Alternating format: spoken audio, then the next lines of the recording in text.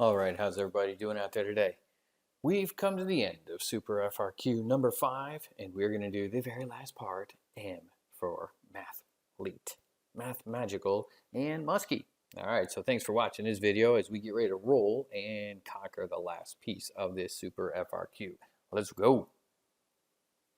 All right, now here for part M, again, we're working with the graph of f, and our function g of x is defined to be the integral from 1 to x f of t dt, and our graph has these two lovely semicircles and two nice straight line segments. All right, so that's what our graph is composed of. Now for part M, we're being asked to find three pieces. One is find m of 1. Then the second piece, we've got to find m prime of x, and then evaluate m prime at 1. So let's just take a look at this first piece here where we've got to find, let's see, we're going to find m of 1. Well, that's pretty straightforward. M of 1, we're just going to plug 1 in everywhere. So 3 times 1 plus the integral from -3 to 1 of f of t dt. All right, this shouldn't be too bad. Of course, 3 times 1, we know that's 3. All right, not too hard.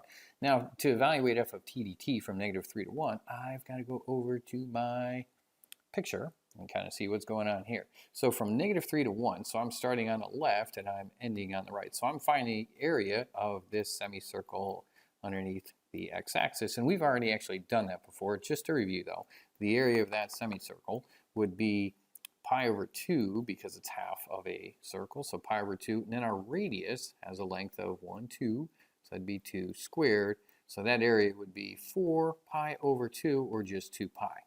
Now, because that area is underneath the x-axis, that region is underneath the x-axis, then we would have a negative value for that integral. So that's going to be 3 minus and then 2 pi, and that's it. That's all you got to do to evaluate, find m of 1.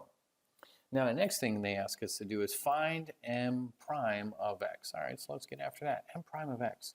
So if m of x is 3x plus this integral, then that means m prime is going to be just the derivative of 3x. Well, that's just 3. And then the derivative of the integral from -3 to x of f of t to t dt, that's just going to be plain old f of x.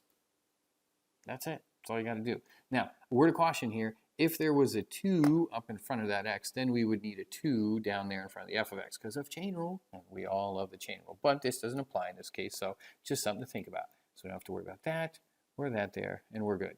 Now, we're being asked to evaluate, so that would be the second part we just found, m prime of x. And then the last part, they're asking us to evaluate m prime of 1. So m prime of 1 is going to be 3 plus f of 1. Now, f of 1, so I've got to figure out what f of 1 is. Now, f of 1 is just going to be the y value. So if I take a look at x equals 1, if I look right here, what do we got? We've got a y value of 0. All right, well, that's not so bad.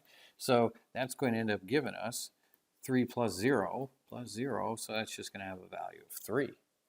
Wow, that's it? That's all we got to do? That seemed way too easy. So that's all we have to do for part M. That's it. Booyah. Peace out. You done with this Super FRQ, and we can put that one to bed. Until the next one. All right, thank you, Mathletes, for watching. I will catch up with you later. Have a great day. Peace out.